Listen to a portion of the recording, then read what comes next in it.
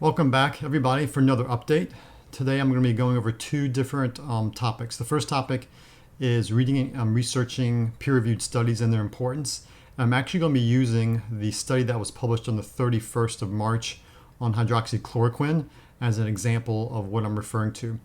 The reason I want to talk about this is people are using the word research and published and articles very loosely right now in the media. And so I want to walk through what the process actually looks like using this article.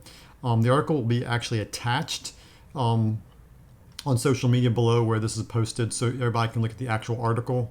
But I want to just kind of go through this so people can understand what the actual words, the verbiage, and what's actually being talked about. Crowd knowledge, crowd grouping, group information, metadata are not the same thing as peer-reviewed research. Even though we're using it, and even though I've written for my first patient hydroxychloroquine this past week with azithromycin and doing the protocol appropriately, it's because this is a very special time, but I also want people to understand what these words actually mean.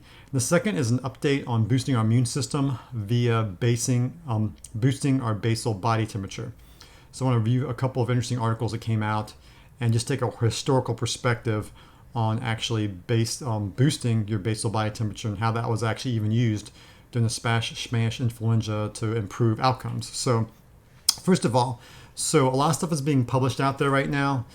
So what's the typical process of publishing an article? And the one that everybody's referring to that was actually put out there that'll be attached below that came out on the 30th of March, 31st of March. That's my reference. Okay, and that actually is not a peer-reviewed published article. It's actually an unrefereed preprint released prior to review.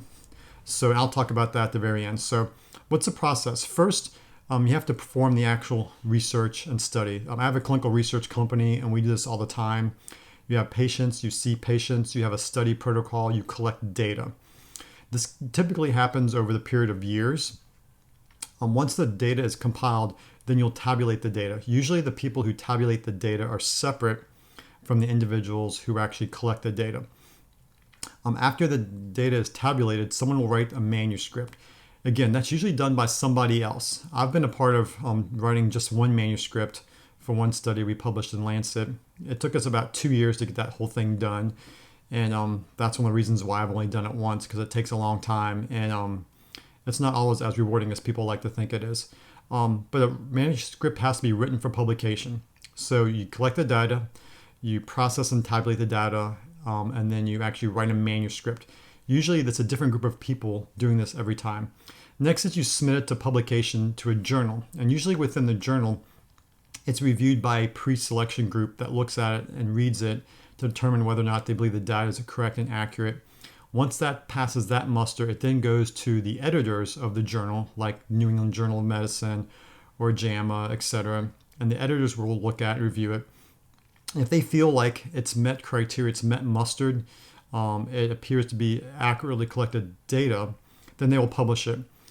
Once it's published, the entire scientific community now has access to it. So people like me, people like your personal doctor, patients now can look at the information, the data, review it, and critically analyze it. Then there's a debate in the scientific community. Is this information accurate? Is it not accurate? And the goal would be, if you're going to use this data for clinical treatment, or if you want to verify it, you have to reproduce the study. So a different group from a different place will redo it all over again. And once the data has been verified by second party research, it's considered to be fairly accurate or fairly reliable.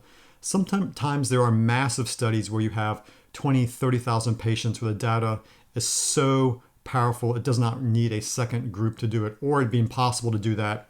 Examples would be the national nursing health studies is a great one where there's like 20 to 30,000. There's tens of thousands of nurses in Canada in HS1 and 2. That's never been reproduced.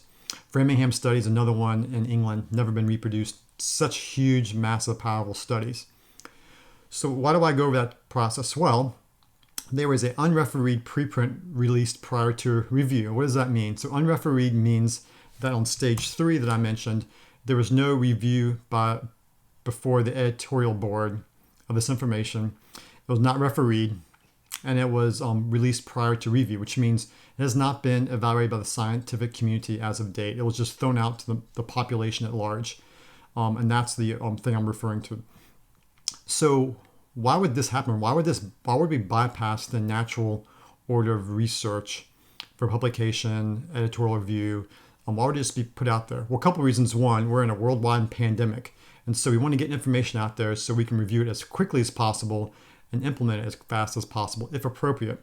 The other thing is hydroxychloroquine has been used around the world for decades. It's used currently for patients with autoimmune issues, lupus. I have several patients taking it. It's used in anti-malarial as well as anti-Lyme protocols. So we have a lot of experience with the drug, and we know its safety profile fairly well. And we're dealing with something that's not treatable, COVID-19. So it was put out there, released, for us to look at. It's not the same as a randomized, double-blind, placebo-controlled, peer-reviewed trials, and that's the difference. There's different levels of and quality of data, and so this was pushed out very quickly. One thing you have to realize as well, half of all published, and this is according to Dr. Ioannis, it was published several years ago in PLOS, if you want to look this up, but about half of all published studies who actually make it through this 7-point process, almost half of clinical research studies the results are later found to be false. So even when we go through this amount of rigor, half of the findings are later found to be false. That's the reason why it's important for you to work with a clinician, a physician, a practitioner who's well-versed in the literature, but more importantly, who actually sees real patients in the real world, who's used real medications and has a grasp on how studies can be flawed. Now, personally, I've used the hydroxychloroquine with patients. There's a physician in New York who I think as of this past week has treated over 800 patients with hydroxychloroquine, zinc, azithromycin, etc. So it's being used. Again, we're in a special time. It's a special situation, but we also have to realize that this is not the normal order of things and how research and stuff gets out there. So when you're looking at things, make sure, first of all, you look at the study. Has it been peer-reviewed? Where has it been published? Has it been reproduced? Now with the hydroxychloroquine data, it was the original data actually coming from South Korea and China. This one article was actually from China, showed at the cell level proof of concept that actually hydroxychloroquine can improve cell survival with COVID-19.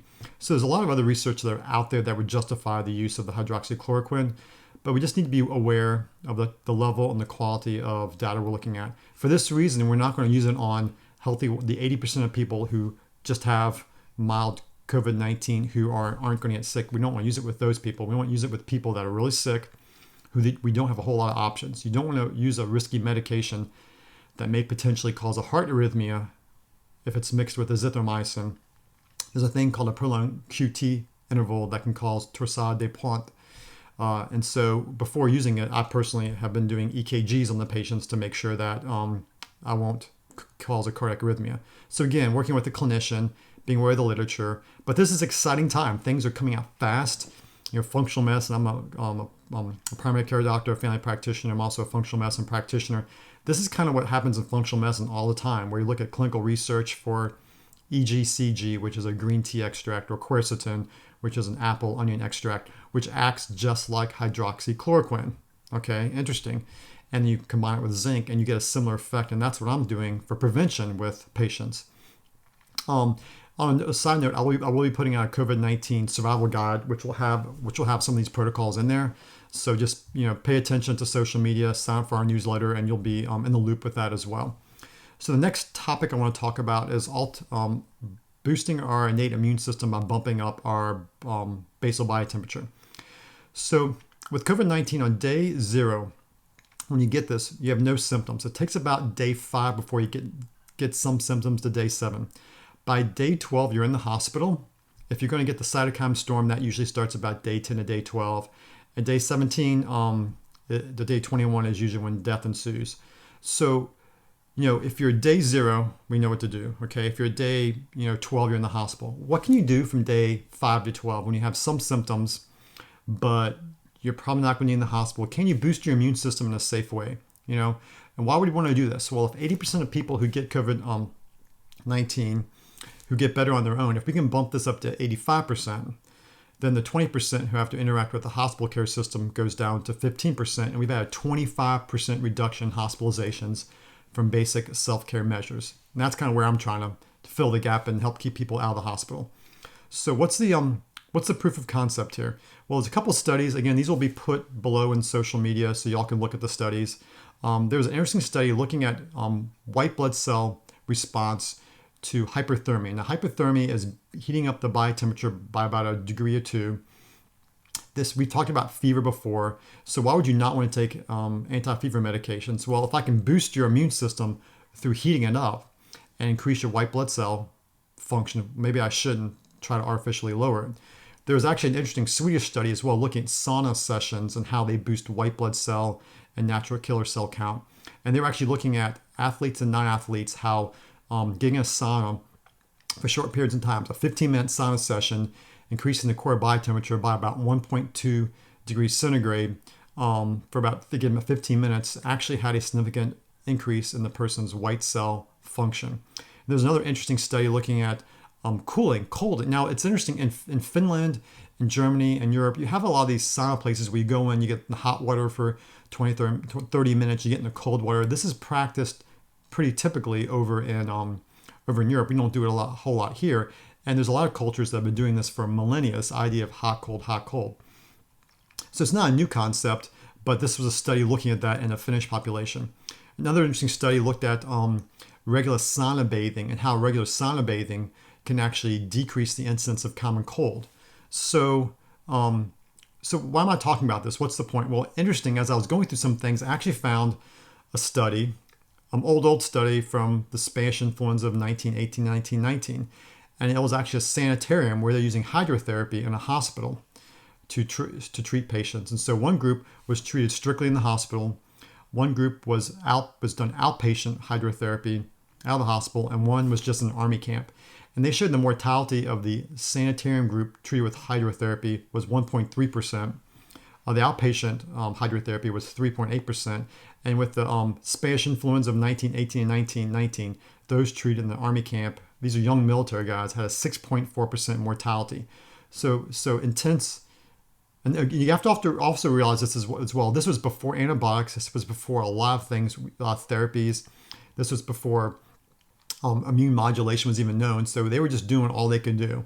And they saw that, hey, doing hydrotherapy can actually boost your immune system. So what does that mean for us? That means we should do more research on it. And so most of these articles I reviewed talked about the need for more research on hydrotherapy. So I think that's an interesting thing to think about, how boosting your body's immune temperature to boost your immune system. But I think more practically what that means for me right now is if you get a fever, let it ride. Let it go up to 101. Let it go up to 102. If you're even considering doing hydrotherapy or getting a hot water, getting a tub at 97, 98 degrees, warming your body up about your core body temperature by a degree or so. If you're even considering that, why would you take Advil or Tylenol for a fever if you don't need it? Why would you suppress your fever if you even consider this? And you just have to realize there actually are cultures that do that. So I'm taking this information, not that I'm telling people to hop in saunas and heat their bodies up, because right now, if you don't have one at home, it's not really an option. But maybe if you get a fever, don't take that Tylenol or Advil. Again, if your fever is less than 106, not 100.6, but 106, you'll be fine. Unless you're a little kid, temperature going up fast. There are febrile seizures, but that's not as common. And again, the little kiddos are typically okay with this infection. So interesting update. These articles will be published on social media as well. If this is helpful, if you feel like this is interesting information, please follow us on Facebook and Instagram. Please like us as well. I am going to be putting out a COVID-19 survival guide, which is a summary of some of my recommendations. People have been asking me to put everything in one place, so that's kind of what I'm doing. And that will be launched hopefully either this weekend or early next week. So just follow us, sign up for our newsletter on richmondfunctionalmedicine.com, and you'll be among the first to find out when I put that out there. So hope you all stay safe, stay well, and enjoy the rest of your day. Take care.